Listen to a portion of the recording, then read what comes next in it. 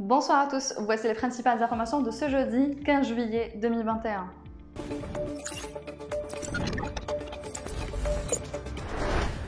Le chef de l'État a prononcé hier une nouvelle grâce amnistiante. Elle concerne 101 personnes et toutes ont été incarcérées pour des activités liées au Hirak, à savoir participation à des rassemblements interdits et troubles à l'ordre public. Jusqu'alors, la grâce amnistiante prononcée à l'occasion de la fête de l'indépendance touche 190 personnes. La première mesure a été prise il y a 3 semaines. 18 personnes incarcérées pour avoir pris part à des rassemblements du Hirak ont été libérées. Le juge d'instruction près le tribunal de Tamanrasset a renvoyé ce jeudi l'affaire du journaliste Ala Berkaresh devant le tribunal correctionnel, a rapporté le Comité national pour la libération des détenus CNLD. Son procès aura donc lieu le 15 août 2021. Pour rappel, Ala Berkaresh est en prison depuis le 19 avril pour avoir publié au quotidien Liberté des articles de presse évoquant le découpage administratif dans le sud du pays, notamment dans la région de Tamanrasset. Le journaliste est poursuivi entre autres pour atteinte à l'intégrité du territoire national et propagation des informations ou nouvelles fausses ou calomnieuses susceptibles de porter atteinte à la sécurité ou à l'ordre public.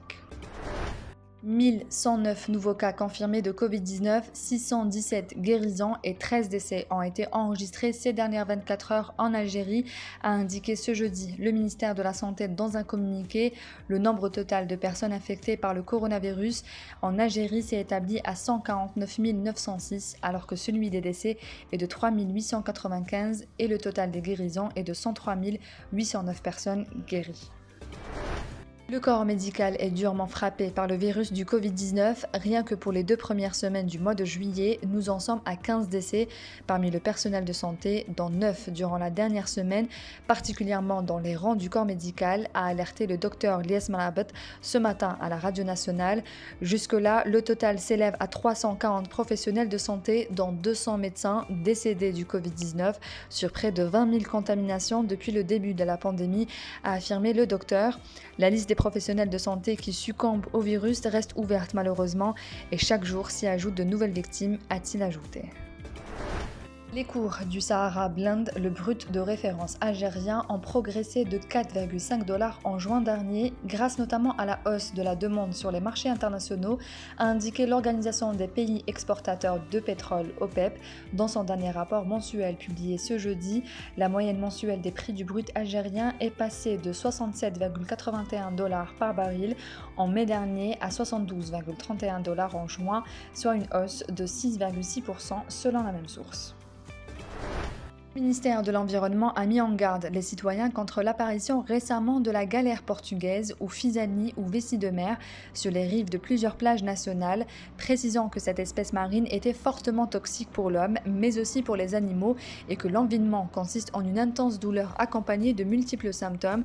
Même mortes, échouées et à moitié sèches, les Fisani sont dangereuses plusieurs jours ou semaines après leurs échouages, a souligné la même source, appelant les citoyens à se rapprocher rapidement du plus proche centre médical en cas d'envinement.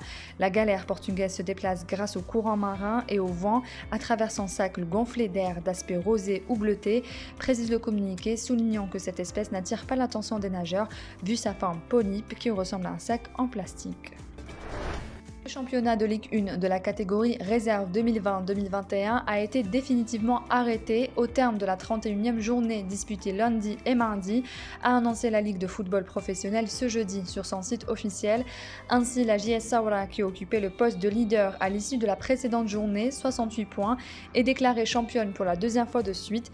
La décision d'arrêter le championnat de la réserve a été prise 2 jours après la 2e réunion de la commission du football professionnel tenue mardi, et ce en raison des conditions difficiles dans lesquelles se jouent les rencontres en plein été.